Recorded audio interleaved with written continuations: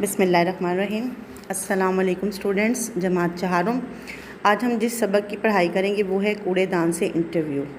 कूड़ेदान से जो इंटरव्यू है वो एक बच्ची ने स्कूल में रिसाले के लिए लिया है। इंटरव्यू में जैसा कि आपको पता है, मैंने बताया था पहले भी कि किसी से कुछ सवालात किए जाते हैं उससे मुतल्लिक और फिर वो उसके जवाब देता है, उसे हम इंटरव्यू कहते हैं। यहाँ पे भी उसने कूड़ेदान से कुछ सवालात किए हैं, जैसा कि उसका इस्तेमाल पूछा है, किस तरह से करते हैं। जैसा कि आप लोगों को पता है कि कूड़ेदान का इस्तेमाल जो है वो कूड़ा डालने के लिए होता है, लेकिन इस सबक में कूड़ेदान जो को एक शिकायत है कि लोग जो है मुझे इस्तेमाल नहीं करते बल्कि कूड़ा जो है वो नीचे फेंक देते हैं।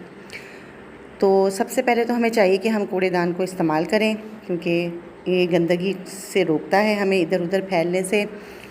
तो यहाँ पे भी कुछ सवालात किए गए हैं, चंद एक सवालात मैं आपको पढ़ के सुना देती हूँ, बाकी आप सवालात खुद से पढ़ेंगे और इस पूरे सबक की पढ़ाई करेंगे।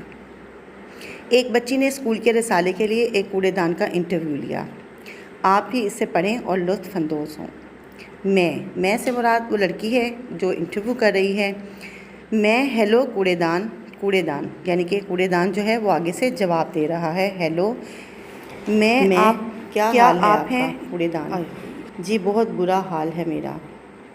अब देखें, इसी से आपको महसूस हो रहा होगा कि उसके हालात जो हैं बहुत बुरे हैं। उसके कहने का मकसद यही है कि मुझे इस्तेमाल किया जाए।